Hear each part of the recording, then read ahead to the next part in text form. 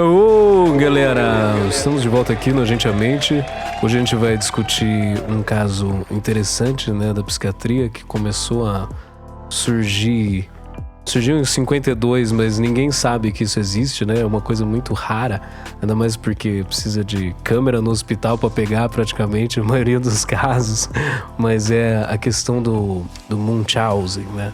Que você sabe o nome de onde veio? Veio de 1721.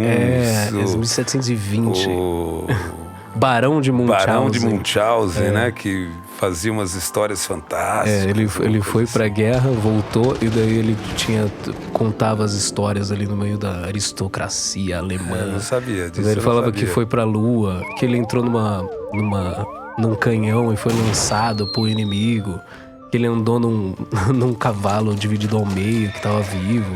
Tem várias histórias dele que... E depois ele virou um ser, né, da literatura, porque um cara foi lá e escreveu. Então ele virou mais ainda do que ele era, entendeu? Ele virou uma lenda, né? Virou essa coisa do Munchausen. Então acho que o cara que começou e diagnosticou essa doença lá em Escher. 51, né? Daí tirou ele como inspiração, né? Então... Daí vem disso, vem da mentira, né? Que só que é uma mentira, assim... É interessante, porque ela é uma mentira que ela não quer ganho, né? Secundário, monetário, que é o que confunde a galera, que pensa, pô, qual que é a diferença disso e de um cara que, sei lá... corta um braço para receber para sempre uma coisa de uma empresa, né? Ou algo assim, que finge uma doença para fugir do exército. Então, é o que confunde a galera, né? Ou a galera que também acha que tem uma doença e não tem, só que, sabe? Sim, meio hipocondríaco, né? Que imagina que tem uma doença. Então, acho que esses são os dois lados que confundem mais, né? Então, é uma pessoa que ela sabe que não tem e finge que tem para todo o resto. Porque ela precisa estar lá, né? Porque ela precisa estar lá. Ter cuidado de saúde. Sendo cuidada, né? Essas coisas de receber o carinho de todo mundo. Porque eu vi uma entrevista de uma mulher com Munchausen, mais velha, que ela tem um podcast sobre Munchausen. Munchausen, uma coisa assim. E daí ela fala que ela começou por impulso, assim, quando tinha 14 anos... Porque eu sempre... Pô, você pensa assim... Pô, como que não perde o controle? Vira uma coisa assim que a pessoa não consegue sair disso, né? Mas é porque a primeira vez é mente por impulso. É aquela coisa de tipo assim... Pô, vou faltar no trabalho, finge que você tá com gripe, né? É uma versão extrema disso. É uma versão extrema de ficar doente pra receber os carinhos dos pais, né? E daí começa com um ato simples, que daí você vai desembolando, caindo numa bola de neve, que a pessoa se perde, né? Você fez uma diferença importante. Eu acho que quando você fala assim, fazer isso tal para conseguir tal coisa. Na realidade, isso é quando você simula, né? Que não é uma doença psiquiátrica, simular. Simular não está classificado. Você é um mentiroso, né? Exato. Não é uma... Cara, eu vou falar que eu tô com dor nas costas porque eu quero fugir do exército. Ou que eu não enxergo porque eu quero... Aquela semana não tá trabalhando, alguma coisa assim, né? O Munchausen não, ou a doença factícia, ou a doença falsa. Ele sabe que é ele que está fazendo aquilo. Mas ele não sabe por quê, né? Uhum. Claramente por quê, né? Todo mundo acha que é porque ele precisa ter contato com o pessoal de saúde, ele é cuidado, ele tem essa necessidade, né? Uhum. Isso que você falou do podcast é legal, porque é raro isso, hein? A pessoa reconhecer como tendo doença factícia, né? Geralmente, quando a gente confronta da pessoa dizendo, isso aqui... Espana, né? Ela fica pé da vida, ela não aceita, ela muda de serviço, então ela vai para outro hospital, mas, assim, ela muda de médico. É uma mentira, né? Essa é a questão. É uma mentira, sem dúvida, mas ela não sabe por quê. Essa é a grande diferença da simulação, hein? Por exemplo, eu tô mentindo, mas eu sei por que eu tô mentindo. Né? Munchausen não. Ela tá fingindo que tá doente... Porque ela tem uma necessidade de ter o contato com a área de saúde. Entende? Mas ela não sabe por que ela tem essa necessidade. Eu acho que isso é a grande questão. Como dá para complicar mais. E Como tem as pessoas que, por exemplo, têm quadros conversivos. Ó, paralisei uma parte do meu braço. Ó a diferença. Eu paralisei porque eu quero fugir do exército. Isso é simular. Eu paralisei porque eu sei que fui eu que estou mentindo, eu não estou paralisando. Eu sei que eu estou paralisando, eu estou fingindo que estou. Mas eu não sei por quê. E tem aquele indivíduo que é, por exemplo, da histeria ou da conversão, que ele paralisa e ele não sabe que é ele. Você entende a diferença? É interessante É isso. como uma crise do pânico que você acha que você tem alguma coisa, só que você não tem. Só que você não tem, exato. Né? Essa é a parte mais histérica. Exato.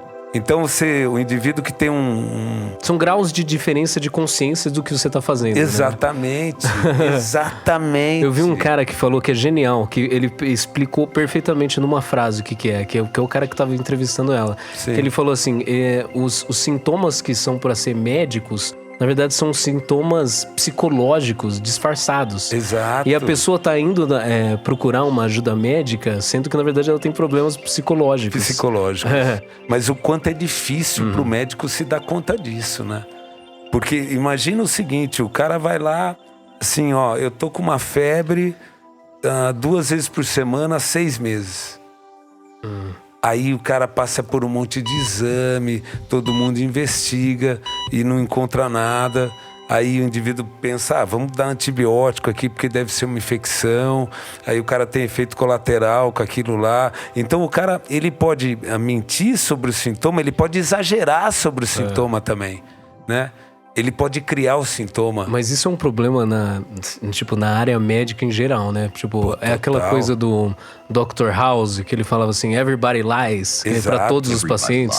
Porque o paciente não sabe falar sobre o que ele tem, primeiramente, né? Sim. Ele não sabe descrever direito, ele também não sabe, ele não toma remédio direito, ele mente que tá tomando remédio, mente que tá seguindo o tratamento, né? Mas eu acho que a doença factícia, a grande questão é ele saber, mas ele não conseguir controlar aquilo lá, entendeu? Eu posso dar uma orientação sobre o indivíduo que não toma o remédio e ele, a partir dali, ele entender e começar a tomar. O Chauzi não. Eu vou falar tudo daquilo da doença, do medicamento, mas ela sabe que ele está mentindo, ele não está tendo aquele sintoma, ou ele está exagerando no sintoma. Então ele não vai seguir essa orientação. Ele precisa ter o contato com o médico. E quando você dá alta para ele reclama. Entende? Ele fica com ar de chateado, ele fica chateado de ter alta. É um dos sintomas. Que ele quer ser cuidado, né? Claro, lógico. Claro. Se ele receber alta, ele vai embora. Claro. Mas é muito interessante, por exemplo, tem coisas muito graves. Pensa o seguinte, o indivíduo pega uma agulha, coloca nas fezes e fura todo o braço dele com aquilo lá. Aí ele gera uma celulite, uma baita infecção no braço, entende? Aí quando ele vai para o hospital, ele tem infecção, mas foi ele que criou. Aí eu vou lá e eu trato, eu dou antibiótico e trato aquela infecção do braço. Aí passa um tempo, ele vai lá, pega a agulha, enfia nas fezes, fura o braço de novo, cria de novo a infecção e volta para o hospital. Um dos grandes problemas é isso, né? Que você acaba infligindo uma doença em você sem querer, porque você tá simulando um negócio. Tem gente que toma coisa pra... Exato, toma laxante. Toma pra ter diarreia. Benzodiazepínico pra ficar letárgico. Toma insulina. Isso é perigoso. Exato, tem gente que morre, né? Tem gente que morre, né? Por Munchausen, né? Pra tentar exagerar. Ou mata. Não mata, mas isso vamos entrar depois, né? Depois eu vou falar dessa coisa. Mas é porque a questão é que, assim, tem alguns problemas com isso, né? Primeiro que você tem isso. Segundo que, por exemplo, depois de um tempo, se você tem alguma coisa, ninguém acredita, né? Porque você fica pesquisando tanto, são tantos exames que ficam procurando coisa, não acha nunca. Tem uma hora que o médico também dá uma desencanada no próprio caso. Mas sabe o que acaba acontecendo? É meio humano, né? Mas tem uma coisa muito interessante. Se o médico desencana, ele muda de médico. Entendeu? É uma boa estratégia. Ou se o médico se dá conta, por exemplo, assim, o sintoma dele não bate com o resultado do exame, por exemplo. Ou o sintoma, a queixa dele não bate com o exame físico dele. Não, aquilo não é muito comum. Ele geralmente é exagerado no sintoma, sabe? Valoriza aquilo. Aí você vê, passou por um monte de gente. Todo mundo tentou um monte de coisa. Ele continua com o sintoma. Se eu percebo isso e falo para ele, isso pode ser da sua cabeça, para você ter contato com um serviço médico e tal. Não, ele não aceita. Aí ele vai ficar irritado com você, talvez até te processe. Né? Aí ele muda de médico. Aí o outro médico que começa a viver tudo de novo. Por isso que é tão importante você ter contato com os outros hospitais, ter o prontuário do paciente. É uma das formas mais interessantes de você descobrir a síndrome de Munchausen, né? Ou a doença factícia. Sabe o que é interessante? Que a maioria das pessoas que tem isso são enfermeiras. É verdade. É interessante, né? Você sabe Por que isso é tão conectado assim? É coisa de ela realmente vê o cuidar do outro, o carinho do outro como uma prática médica de cuidar, né? Interessante que eu entendo mais ou menos isso, porque tinha uma enfermeira, né, lá na comunitária, onde a gente estudou lá na escola, no fundamental. Sim. E era sempre muito bom ir pra lá, era uma experiência boa. Ela era uma pessoa tão carinhosa e você recebia chás e você era super bem cuidado. E era tipo uma mini férias da aula que você tá tendo. Então rolava essa coisa de ir lá, aconteceu qualquer coisa, vamos lá na Zezé, né? E daí ficava lá. Mas você faz pontualmente, né? Então, você fazia pontualmente, mas não uma isso coisa é seguida. A versão de tristeza para depressão, de simular para Munchausen, né? Mas uma coisa de... Entendeu? Entendi. É uma coisa humana, mas ao mesmo tempo é o exagero da coisa humana de procurar o carinho. E esse carinho de maternal, de enfermeira, é uma coisa... ancestral, incrível, né? E as enfermeiras são incríveis nesse aspecto. Mas você sabe que junto com isso de ser profissionais de saúde, uma outra questão que é muito discutida, a gente não sabe a causa, né? Mas uma discussão muito relevante... Não tem causa biológica. A gente não sabe, né? Mas que tem um outro fator muito relevante. Se questiona se não é um problema de um transtorno de desenvolvimento. Porque é muito mais comum, por exemplo, em crianças que foram extremamente hospitalizadas, em crianças que foram vitimizadas, né? E que teve uma privação no que diz respeito à questão afetiva. Que associou muito fortemente, muito novo, que a prática cuidado. Médica é o cuidado, exato, né? É o carinho. Exato. Né? Então é muito mais comum nesses grupos, né? Que o indivíduo aí chega na vida adulta e parece que precisa daquele contato, né? Do contato com o médico, contato... Não digo nem com o médico, é com o serviço de saúde, porque ele é muito continente, né? Assim, afetivamente, né? A enfermeira, você ser cuidado, ser examinado, você ser tratado, né? Ser tratado, eu acho que é uma grande... É isso, porque né? eu vi que acontece também em instituições religiosas, que a pessoa fala que tá com mal e vai lá toda vez receber passe, receber algo para tirar. Sabia disso? Cara, isso é muito Tem a versão religiosa disso. Interessante, cara, né? É um deslocamento porque é a mesma coisa, né? Porque, tecnicamente, o médico é o xamã da ciência, né? Então, o xamã religioso, entendeu? Exato, entendo. É a mesma prática. Perfeitamente. E é difícil descobri-lo. É muito difícil. Cara, é muito. Porque você...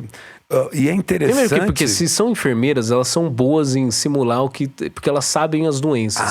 Sim. Então elas sabem fingir o que é uma doença de verdade. Cara, e geralmente... Elas sabem entrar bem no personagem, né? E geralmente são pessoas que conhecem tudo do jargão médico. Eles estudaram, às vezes, a doença... Então, eles sabem sobre a doença. Eles sabem sobre o sintoma da doença.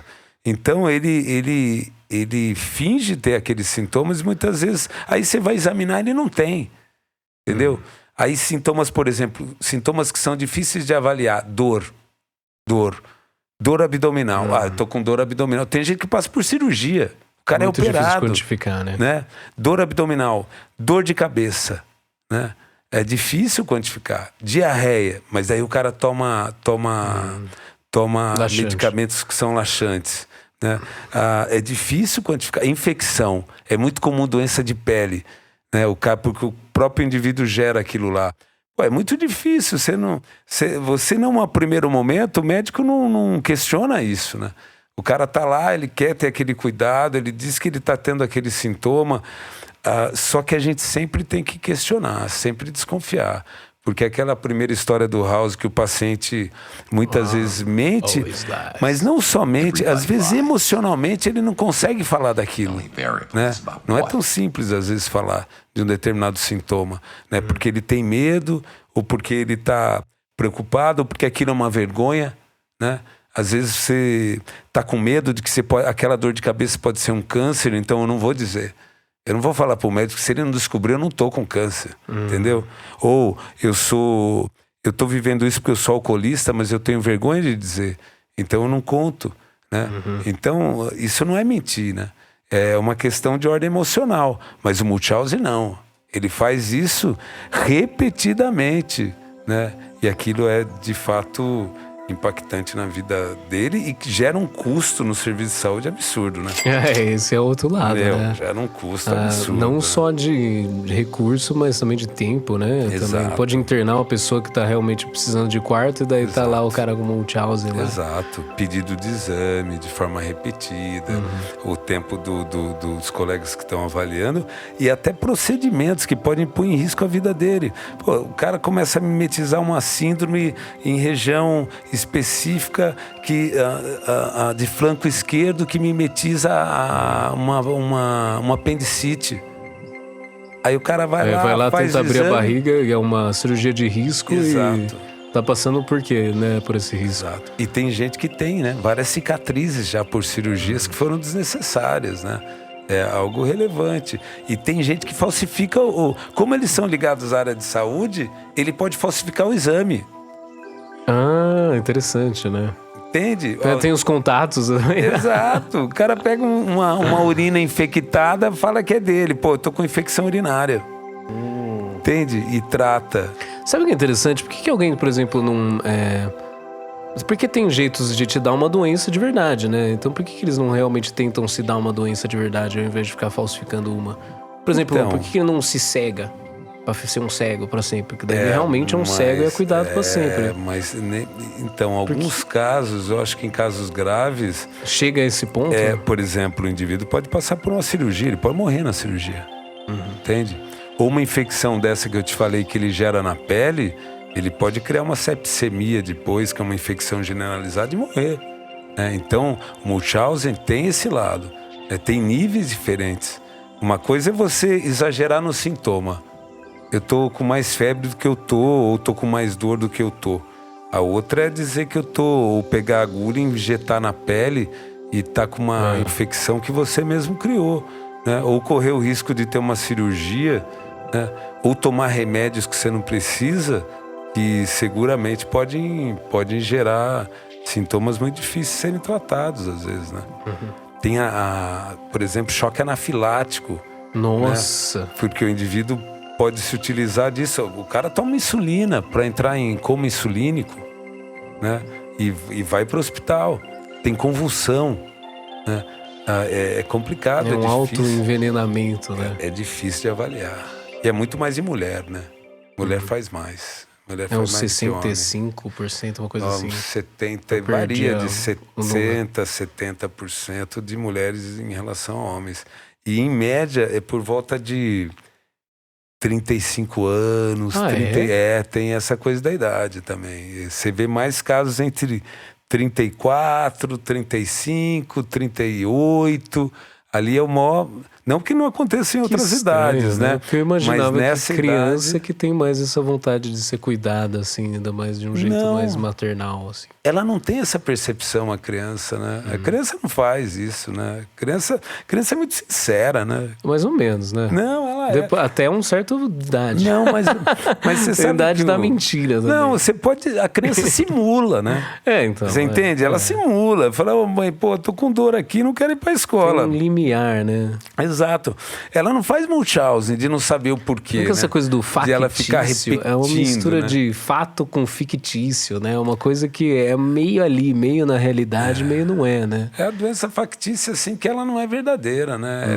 Ela é mentirosa, né? Ela é uma doença falsa que o indivíduo cria. Tanto que ela foi chamada, né? Doença falsa, doença criada. Interessante, né? Porque existe essa coisa, por exemplo, de fingir de morto. Então, você finge que você tá num estado pior do que você tá por sobrevivência. É uma versão mais leve disso. Uma versão... Por exemplo, eu tô fingindo que eu tô morrendo. Mas você tem um motivo. Então, mas isso é uma técnica de sobrevivência. Exato, né? mas aí você tá simulando. Então... Entende? Munchausen não é simular. Não, mas simulando daí é pra conseguir dinheiro, conseguir droga. Pois é, aí você tá simulando. Olha a diferença. Então, a diferença é só essa. Por exemplo, o objetivo é o carinho, então. E ele não isso. sabe por que ele precisa fazer aquilo lá. Por que eu preciso fazer isso? Ele não sabe, mas ele tem necessidade de fazer aquilo lá. O cara que se finge de morto, sei lá, o cara tá no meio de uma luta lá, se finge de morto. Ele sabe porque ele tá simulando. Não, eu tô tá falando que é morto. uma técnica de sobrevivência lá, outra técnica do psiquismo de se auto-enganar, né? Sim, mas Entendeu? aí... Veja, aí quando você simula, não é nem uma doença mental, né? O cara é um problema da personalidade do cara. Ético, ou criminal. Não necessariamente, ou pra sobreviver, né? Às vezes, talvez, né? Tu entende? O cara Não que tá deixa lá de ser fingindo ético, que tá mas morto, né? Uhum. Agora, o Munchausen, ele não sabe por que ele faz. Isso que é a questão. Cara, por que eu tenho sentido, necessidade de ir pro hospital ou de estar tendo contato com aquele médico o tempo inteiro, né? E eu fico fingindo, acrescentando sintoma, exagerando no sintoma, ou criando sintoma, ou até gerando lesão em mim mesmo, para que eu possa ir no médico. Você entende a diferença do simular? O cara que simula, não. Eu vou lá, eu fiz isso aqui porque eu quero fugir do exército, eu quero ganhar um atestado médico. Eu entendi, essa é a diferença. Total. Essa é uma diferença fundamental. Tratamento seria psicoterapia mesmo, né? Cuidado. Tratamento do abraço. Exato, né? A psicoterapia é algo interessante. Quando eu comecei a fazer... Eu tô zoando, mas eu não tô, né? Eu tô falando sério, mais ou menos. Talvez do afeto, da continência, eu não sei se melhora, porque o prognóstico é ruim, né? Mas assim, a psicoterapia é interessante. Uma vez você perguntou assim, cara, o que é psicoterapia, né? É complicado. O que se faz, né, com o indivíduo? De forma geral, você tenta aprofundar na história de vida dele para tentar entender o porquê que talvez ele tenha necessidade de fazer aquilo lá. E ele também entender, né? Às vezes você tem um insight, uma percepção daquilo. Por que eu preciso fazer isso? Né? Só que para isso ele tem que aceitar, né? A maioria nem aceita. Quando você fala que aquilo é factício, o cara se revolta contra você e se manda, né? Isso é outra coisa difícil, cara. Porque ele vai embora. Se aceitar é difícil, né? Porque se você tem que se aceitar primeiro para depois...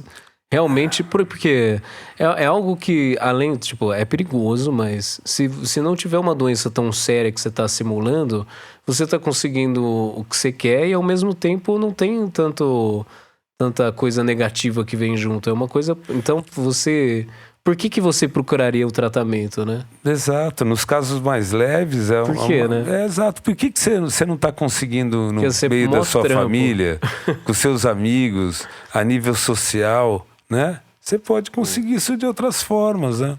Eu acho que a forma... Tem algo social que não está sendo suprido, né? Tem algo afetivo, né? É algo afetivo. Ele quer cuidado, ele quer ser cuidado, né? Porque ser cuidado é muito bom, né? É por isso que é tão estranho pra mim que essa coisa começa aos 35, né? Mas eu acho que... Que a solidão bate mais forte quando você é mais velho. Eu acho que ali depois verdade, né? você...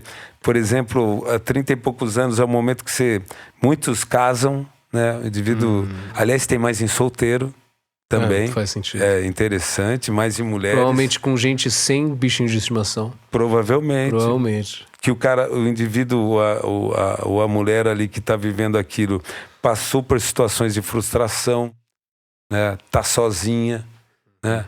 Não está tendo apoio de família...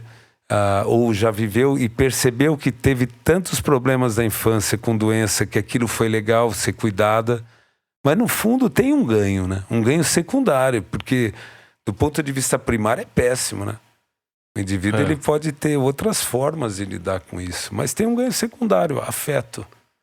proximidade com alguém que cuide. Essa é a questão, tem muitos jeitos de conseguir afeto, né? Claro. Por que esse é o escolhido por essa pessoa? É uma pessoa realmente que associou muito isso, que era uma criança que não era cuidada quando criança, quando bebezinho, e daí quando ficava doente, todo mundo ficava em cima, né? O profissional de saúde que sabe como é que é o cuidado, entendeu? Então ele desloca para aquilo lá, né? Mas é o que você falou, pô. Tem um monte de formas de cuidado. É uma entre diversas, né? Mas a verdade mesmo é que ele não sabe, né? Então, verdade, é muito mais uma doença muito mais da psicologia do que da psiquiatria, na minha opinião. Até porque não chega tão perto, né, da biologia, né? Se estuda esse aspecto também, mas a verdade é que é muito difícil ter vários casos, né? Com diagnóstico certo para se estudar. Tanto Como que você vai colocar isso para fazer um teste, Exato. né? Como que você vai fazer uma pesquisa em relação a isso? É muito difícil. Muito difícil. Muito difícil. Você não tem... Geralmente são relatos de caso. Não é um monte que o pessoal... Você tem um diagnóstico claro. Às vezes o diagnóstico não é claro. Entende? Então não é fácil pesquisar esses dados de epidemiologia. Quantos são? Quem são? Aonde estão? Né? Não é muito fácil, é um diagnóstico difícil. É algo pra caramba. quase que tem a ver com a questão de polícia, de detetive, de achar um mentiroso, né? Achar um psicopata. Porque é uma pessoa tentando simular o que não é, né? Um personagem. Você sabe as duas formas mais típicas de identificar? Câmera, né? No hospital. Agora com câmera, não, mas não é nem a câmera, mas são os prontuários. É você voltar nos hospitais anteriores, ou falar com os médicos anteriores. Os históricos ou não ele batem? ele já ter diagnóstico de Munchausen em outro hospital. Né? E a outra coisa é o sintoma não bater com o exame. Né? Você investiga e fala, cara, mas não bate, isso aqui não tem a ver com doença nenhuma. Né? E aquela busca constante, de queixa constante em busca do hospital, em busca de ser internado, em busca de tomar remédio. Ali você tem que pôr uma bandeira vermelha nesse indivíduo, né? E com um jargão muito médico. O cara sabe tudo daquilo. O cara tem se um você vai jargão. mentir sobre um negócio, ter um vocabulário grande é mais fácil, né? Mas é tão interessante isso na medicina, né? Porque a medicina, ela não é muito democrática, ela é racional. Então, os sintomas, eles são compatíveis. Ou a região, por exemplo, de um sintoma, ela é compatível com o resultado de exame, ou com o exame clínico, o exame físico. Munchausen, às vezes, não. Né? Você pega uma queixa que ele tem e fala, cara, mas isso aqui não é comum, isso aqui não é compatível com o exame que eu fiz, não é compatível com o exame laboratorial que eu fiz, né? Não é para estar tendo isso, entende? Aí você começa a questionar.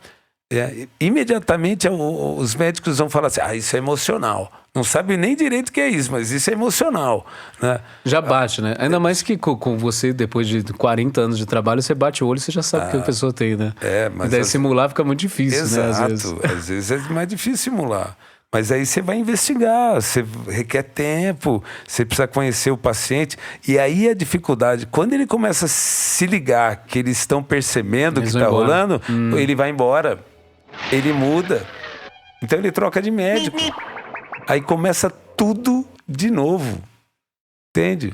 Por isso que o prontuário médico hoje é algo super relevante, porque você buscar isso, às vezes você liga para outro hospital e fala, ele já passou aqui com a mesma queixa, com os mesmos problemas, e o psiquiatra daqui já deu o diagnóstico de Munchausen. Se tivesse um sistema de prontuário, né, que junta todos que já teve por aí, tem né, agora isso?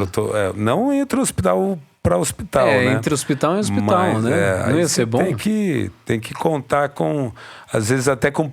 seria bom, com certeza. Ia ser uma questão de privacidade também, a galera ia noiar com isso, né? Exato. Porque todo mundo tem o banco de dados de todo mundo. Mas alguns países já fazem bancos de dados, né? Globais, assim, principalmente para pesquisa, né? Para pesquisa é uma boa ideia. Eu achei interessante que eu vi o psiquiatra falando que eles geralmente, quando está em um contexto de um grupo, né, uma terapia em grupo, Quando tem as pessoas que realmente têm, e daí tem o Munchausen lá. E daí quando alguém é pior do que ele piora pra ser o pior de todos. É incrível, Não é né? incrível isso? É quase como um super trunfo de querer ser o mais cuidado, né? O mais urgente de você estar... Ele quer ser cuidado. Ele quer né? ser o cuidado Ele fica bravo. principal. Quando você dá alta, ele fica bravo. Mas Enfim, tem comorbidades, hein? É muito tá. comum ter depressão associado. E você tem que investigar. Que é a coisa do carinho, né? Exato. Pô, é a às vezes o doença indivíduo tá deprimido. da alma. Exato. É muito comum, por exemplo, em centros de saúde, indivíduos ter queixas somáticas e, no fundo, aquilo é sintoma depressivo, né? Não que o indivíduo fique buscando o serviço, mas é comum ter depressão. É uma coisa que 10% já tentaram suicídio. É alto. Também é alto. É muito alto, né? Principalmente se eles são descobertos, hein? Ah, é? Tem essa? Aumenta a chance... Precisa tomar mais cuidado. Porque ele perde o carinho que tá, né? Exato. Quando você perde algo que você tem, é o que bate, né? É interessante, na tentativa. a gente devia entender um pouco isso, porque ele passa meio como um mentiroso, e ele não é, né? Ele tá sofrendo, na realidade, né? Ele quer o afeto, ele quer o carinho, ele precisa do contato, né? Tipo assim, ele tá fazendo algo, só que é por uma razão que eticamente a gente consegue compreender, como, por exemplo, uma pessoa pobre roubando uma maçã. Sim. Entendeu? É o mesmo nível de... A gente entende como sociedade que a pessoa está passando. Por isso que eu acho que faz muito mais sentido transformar isso numa doença psiquiátrica do que... Que ele não sabe, por exemplo, o cara que simula, não. Aí você já fica até com raiva, né? O cara quer um atestado médico porque ele quer fugir do trabalho por questões específicas dele. Isso é muito comum também. Outra coisa comum que a gente tem que fazer diagnóstico diferencial é borderline, né? Paciente borderline também costuma ter. Borderline costuma ter muito sintoma assim, né? Exagerar no sintoma, sabe? Não valorizar demais o sintoma, mentir no sintoma para ter atenção, né? Lembra? A gente já discutiu tanto borderline. Também pode acontecer. Mas Bem, a gente abriu e daí não fechou um negócio de, por exemplo, da questão do proxy, né? Que é mais grave, muito mais grave, né? Porque são casos de mães ou pais ou responsáveis que infligem a doença no filho. E daí o filho é tratado, só que... Isso não faz sentido nenhum na minha cabeça, nenhum. Mas acontece. E é o mais grave, né? Eu vi um caso que a mãe deixou o filho... Não deu comida pro filho até a ponto dele ficar... com acho que era 25 quilos, ele tinha tipo 12 anos, uma coisa assim, a ponto de ele receber um tubo de alimentação para ser curado de algo que ele realmente não tem, né? E às vezes o filho acha que tem, não sabe que está sendo envenenado. Exato. Só pra mãe ou pro pai sentir esse carinho indireto do sistema de saúde, né? Muito estranho na minha cabeça. É estranho, mas é o que você falou, existe. E aí é algo importantíssimo. Fica muito atrelado a maus tratos, né? De alguma forma, né? Por exemplo, se a mãe não alimenta o filho... Tem um filme disso, né? No que eu assisti, eu esqueci o nome. Mas a mãe fica... tava no Netflix, mas a mãe fica fazendo isso... A filha acha que tem uma coisa, ela fica na cadeira de roda, daí de repente ela descobre que ela consegue, que ela tá sendo envenenada. É verdade. Que os remédios, que são os na verdade, que ela são o veneno. Envenená-la. Porque aí rola também a dependência, né? Por exemplo, é muito comum, aquilo que eu te falei da infecção de pele, é muito comum a mãe fazer isso no bebê, por exemplo. Entendeu? Ou o que você falou, não dá comida... ou inventar um sintoma. Só que aí é complexo, porque está francamente atrelado a maus tratos, né? Uma vez eu fui chamado por um psiquiatra forense para fazer a avaliação da criança, né? Para ver se a criança tinha algum problema ou era a mãe, né? Que estava gerando aquilo, né? Se era Munchausen. Não é fácil fazer. Não é muito fácil fazer, você caracterizar isso. Esse filme é muito interessante. Esse filme é interessante. Eu não me lembro o nome também, mas ele é muito... Porque é bem Munchausen. É bem Munchausen by proxy, né? Procuração, assim, imposto, né? É um Munchausen imposto no outro, né? E esse filme é o mais característico disso, né? Ele deixa a menina, ela deixa na cadeira de roda, né? dá um monte de remédio dizendo que ela precisa, ela não precisava nada daquilo. Eu tenho um parênteses genial, mas é que eu vi um podcast de um cara que chama... Deixa eu só pegar um nome aqui, porque, é incrível isso. Mas é basicamente o seguinte, eu vou pegar o nome dele aqui, mas... como isso tem a ver com um ciclo de trauma que passa, porque ele estava defendendo no podcast eu vou ver o nome dele, mas ele estava defendendo que o alcoolismo não é genético, que na verdade são ciclos de trauma que passam entre os familiares, porque na verdade a pessoa sempre viu o pai ou o tio se embebedar e repete esse padrão e mantém o trauma, né? Eu não sei se tem uma questão de pesquisa de gente que não foi, por exemplo, adotados, né? Tem estudos com gêmeos, né? Então, adotados, que foram criados e separados. Então, se realmente é uma coisa genética, mas essa questão de manter o trauma tem tudo a ver, né? Com Munchausen, porque você vê com essa mãe que sofreu, que faz os maus tratos, com certeza ela também teve maus tratos. Muito comum. Né? Então, é uma coisa passando pra frente. Mas as coisas passam, né? De geração para geração, por identificação, né? É muito comum isso também no desenvolvimento. Eu não sei te dizer, não sou especialista em alcoolismo, mas se é genético, se não é, eu acho que ele é multifatorial, ele tem vários fatores de causa, mas seguramente a identificação com o indivíduo, com o pai, com a mãe, né, ou a partir de uma situação onde não ocorre o afeto esperado, seguramente é uma base importante para você pensar em algo etiológico, né? Em algo de causa para estudo, né? Porque que passa de geração para geração é inegável. Você pega gente abusada, o cara que mais abusa é quem foi abusado. Não, isso é interessantíssimo. Exato, né? Mas isso é muito comum. Mas o trauma passa em gerações e também você vê o trauma no coletivo, por exemplo, de guerras. Que você vê o sintoma acontece 20 anos depois, porque eram as crianças que estavam na guerra durante esse tempo que cresceram e começam a sentir mas foram isoladas, sintomas disso, né? Mas foram isoladas, mas uma coisa é inegável. Sintoma psiquiátrico, sintoma psíquico, muitas vezes passa de geração para geração. Seja por identificação, seja por fatores genéticos, seja pela soma de fatores emocionais ou genéticos. Mas que é comum, é extremamente comum. Então, isso é um aspecto importante. O doutor chama Gabor Maté. De onde é? Isso. Que ele... e tem muitas teorias, né? A verdade é que todos esses quadros, né, ainda são construtos teóricos, a gente sabe muito pouco de causa, mas a gente sabe muito da evolução e a gente sabe muito do desfecho. Isso é relevante.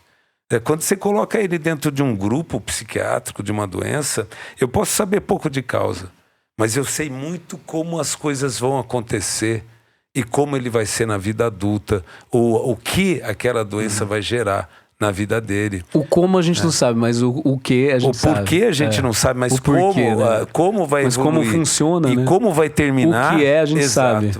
Por que a gente não sabe. Agora, isso acontece em muitas doenças, muitas patologias de ordem médica. Até hoje não tem claro como é que é a hipertensão, mas o impacto daí todo mundo sabe. Né?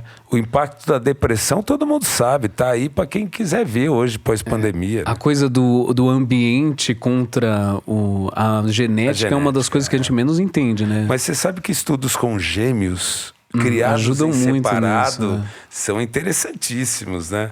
Por exemplo, vou dar um exemplo para você.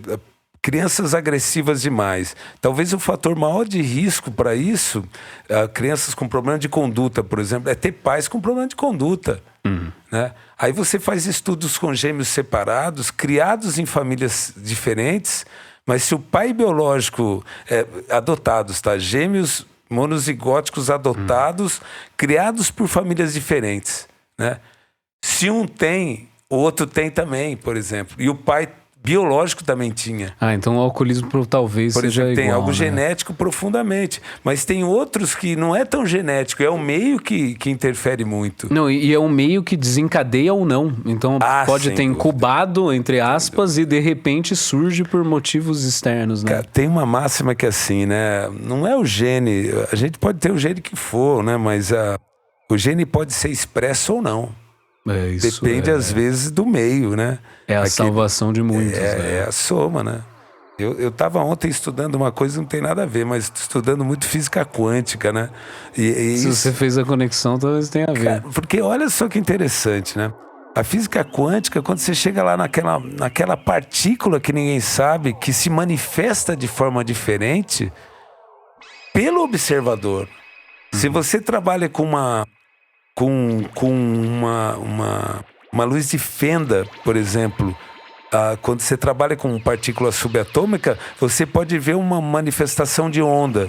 Se você coloca ali, um exemplo, tá uma lanterna, uma luz profunda, você vê aquilo como uma partícula. O observador muda aquilo que você observa, né? Isso é determinante, né? A ambivalência do ser é algo profundamente... A consciência da gente é complicado. Aí entra a genética, entra o ambiente, né? E entra o observador, né?